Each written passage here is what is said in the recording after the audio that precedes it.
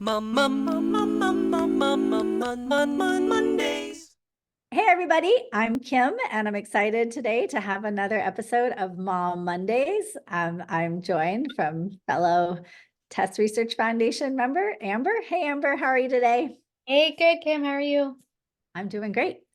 Today, we're going to talk about equipment. So all of our kids who have SLC13A5 epilepsy, they tend to have significantly delayed motor milestones. And what that means is that in addition to epilepsy and some of the other symptoms, they also sit at a later age than most babies, and they stand at a later age, they walk at a later age, and it can be significantly later. Some of our kids are never able to walk independently, but those who do often hit that milestone closer to age 5 or 6 as opposed to age 1 or 2.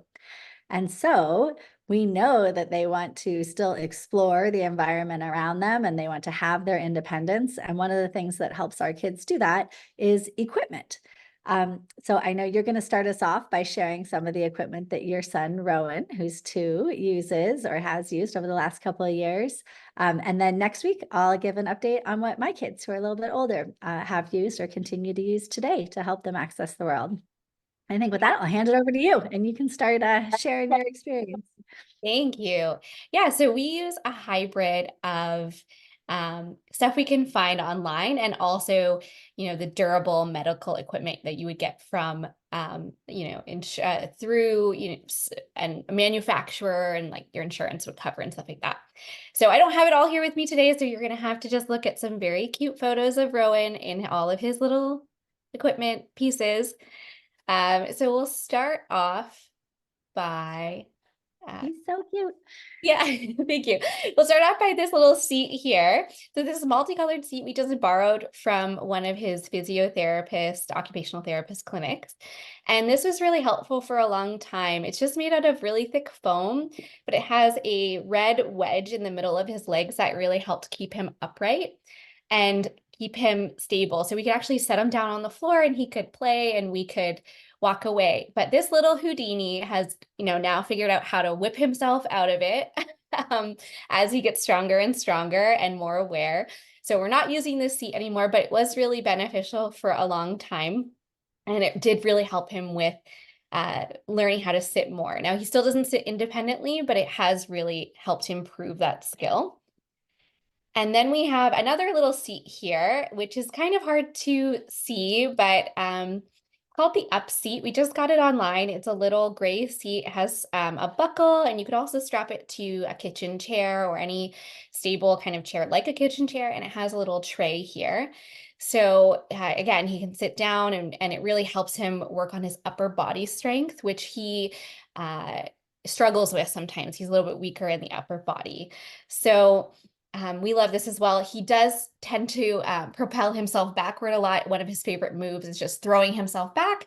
So we usually put it up in front of a couch to help with that. But again, it's really helped him just figure out how to control those upper body movements. And he's getting so good at sitting. Like we're very close to having him sit without the pieces of equipment that we have shown so far.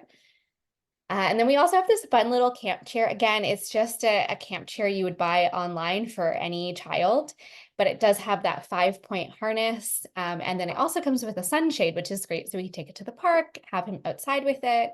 It's great, and he's protected from the elements. But we love taking it around, and he can be on the same level as people sitting on the couch, and you can play with him. And as you can see here, he quite enjoys this chair, like very much. And it's really handy for holidays and visiting people, just to have something a little bit more portable and light to take with you. And we also try to have fun with his equipment or, just pieces that we have here. So this is a little bumper car that we got online, and it really helps with him having the ability to be a little bit more independent. When he pushes either the yellow spiky ball or the pink one, it will go in one direction or the other. He hasn't quite mastered doing both, so he typically just does donuts and spins in circles. But he loves being able to move something by himself. So we super, are happy with this purchase, and we love that he just has so much fun in it. And another thing we like to do is be outside, but sometimes we don't want to have the stroller or his wheelchair or anything like that. So we did a lot of research and found this really cool hiking backpack that is very supportive. He's got a lot of room to grow in it, but also it helps work his core and his upper body. So when we first started using it, his head was actually laying down just behind my husband Michael's head here on this bar quite a bit. And now you can see in this photo, which was taken very recently, it's helped him with that core strength, and he can hold himself up.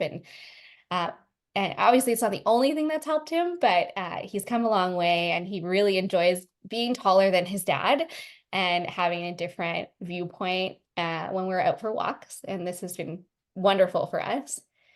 And then now just going into the more of the traditional equipment that you think of when you think of equipment for a person with a disability.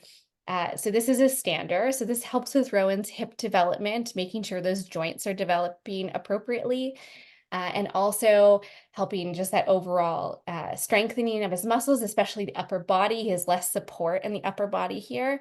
So he has to work on that a little bit more, which is good for him, but then also puts him at an appropriate playing level for when he's with his peers. So he can actually interact with people face to face instead of being on the floor or, kind of on the couch away from people. So he seems to enjoy it, and he loves playing with his little laptop there, like his mom and dad do all the time. And then finally, we've got the wheelchair. So we just got this within the last year, and it's just there to provide him with all the support he needs, whether we're giving him food or playing with toys. It comes with a tray.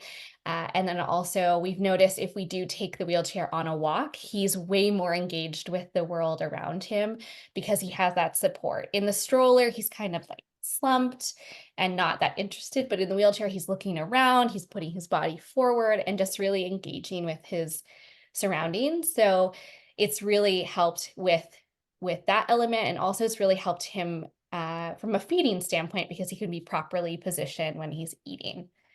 So those are all the things that he uses right now, and we always get crafty and are always trying to find ways to make things we have around the house adaptable for him. But hopefully that is helpful and insightful for some of the families who are earlier on in their journey, because Rowan's 2.5. So it's where we've come so far. I love that. I love all the creativity. And yeah, I guess I would say to everyone listening, like, talk to your doctor, talk to your physical therapist, talk to other parents, figure out, what would work for your child, just so that they can explore more. And like you said, be on the same, height level and whatever else is their peers. It really does make a difference. And I hope people will leave in the comments their favorite piece of equipment. If you guys have experience in this space, let us know what you love, because there's so many creative things out there. And next week, I promise I'll share what's working for my 2 kids with SLC13A5 epilepsy. Thanks so much for joining. Bye.